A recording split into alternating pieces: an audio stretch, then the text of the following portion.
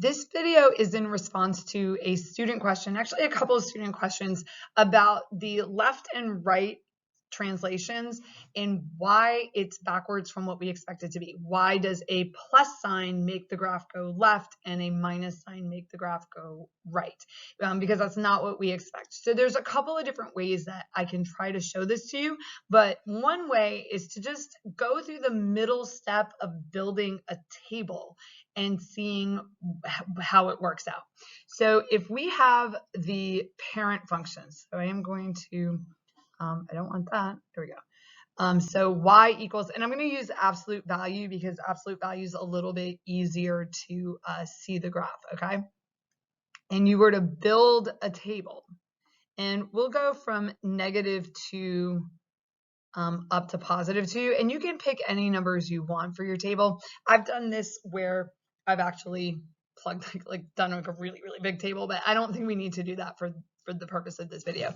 So to find the y value, then we're simply going to take the absolute value. So the absolute value of -2 is 2, the absolute value of -1 is 1, and so forth. And so we'll end up with 2, 1, absolute value of 0 is 0, absolute value of 1 is 1, absolute value of 2 is 2.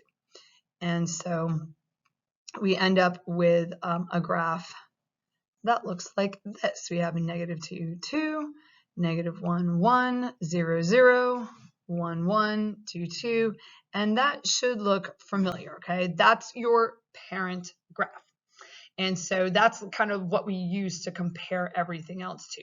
So on the next slide, what I'm going to do is do a simple like left shift and right shift, and we'll do the same thing where we build a table, and then you can see what happens to the graph, and we'll just go through that process of building a table. So let's just we'll try this. We'll do x plus 2. Now from our transformations, we know that that's going to make the graph go left too, okay? But the question is, why does it make it go left too? Because it seems like it should make it go to the right too. So we'll keep the same values, okay? So we're going to keep -2, -1, 0, 1, and 2. And now this is a little bit more challenging because to plug them in, actually, if you guys don't mind, I'm going to change it to a 1 just because it's going to show stuff a little bit. Oh, whoops. Pen, there we go. A little bit better. So that should make it go left 1. Okay. It's just, I wanted to be able to see more of the graph with these numbers. So what we're going to do is plug the numbers in so you can follow along. I'll turn the pointer on. So we're going to take -2 and plug it in. Now, some of you can do this in your heads just fine. What I will do though is I'll do a little bit of scratch work over here. So we would plug in the -2, add 1. -2 plus 1 is -1, and the absolute value of -1 is 1. Okay, and we end up with that. Now this one I think we can do in our heads, okay. -1 plus 1 is 0, and the absolute value of 0 is 0. If I plug in a 0, 0 plus 1 is 1, and the absolute value of 1 is 1. 1 plus 1 is 2, and the absolute value of 2 is 2. And then the last one, 2 plus 1 is 3, and the absolute value of 3 is 3. And so now we have a different set of ordered pairs. So I have -2, 1. I have a point right there. Oh, let me change my color.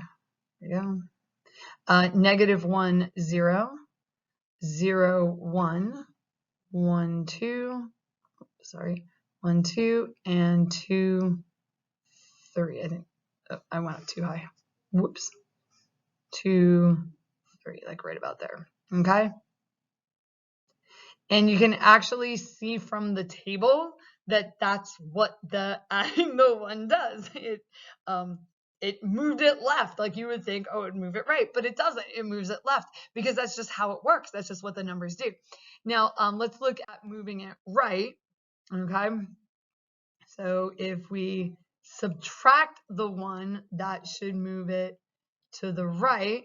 And we'll just keep it with those same numbers. The reason why I changed it to the 1 is so that you could see that it actually was the turnaround point. Otherwise, it just looks like a line because you can't see what it's going to do.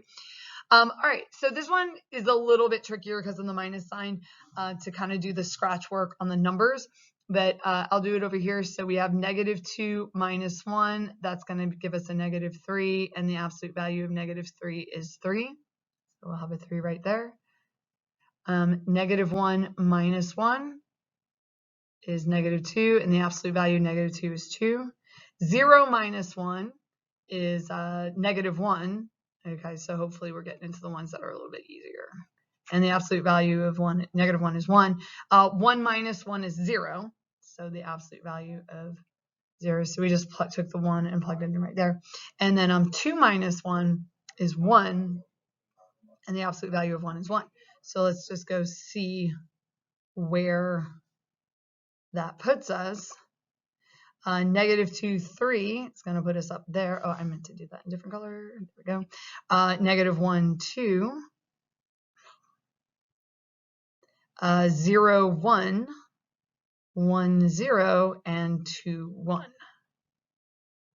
All right. Okay, so you can see from building the table that this is just how the numbers work. And you could try this with other numbers. Like I originally had the 2 in there. You could try it with like a 2, a 7, and you could build the table. It would take you a long time. And so that's why we have the rules for how to transform them. Now, there are other ways that this is described. So I've tossed this out a few times. And I'm going to leave the transformations and stuff out of it. When you look at this is your inside number that has your left and right, and your outside number, which is your up and down. Notice that the outside number, there's a plus sign in the formula there, and that's why the up and down makes sense. If you add it, it goes up. If you subtract it, it goes down. Notice the minus sign in the formula. The minus sign in the formula is what kind of turns everything around, so it ends up going in the other direction. So if we follow the formula, okay, and I'm just going to leave the plus k off. Let's say you wanted it to go to the left. And so you use a negative number to make it go to left. Like I want it to go to -2. Well, now notice that you've got a double negative. You have the negative from the formula, but then you also have the negative coming in with the number, because let's say you wanted it to go left, okay? When you subtract the negative, it ends up as a +2. And what I've done in class is I haven't really worked with the formula part, in part because students do kind of trip over the fact that like you've got a minus sign and that flips pieces of it, and then you don't flip the other piece. But that's what happens. And then if you wanted it to go, let's say to the right 2, okay, so you have like, you wanted it to go right over to the +2. Well, minus a positive is just like, that's just all subtractiveness, like minus a positive. And so you've got that little turn of the sign in there. I tend to steer away from this. It's not really how I personally process it. And I found that it does tend to trip students up a little bit, but that's how it connects over to the equation and the template.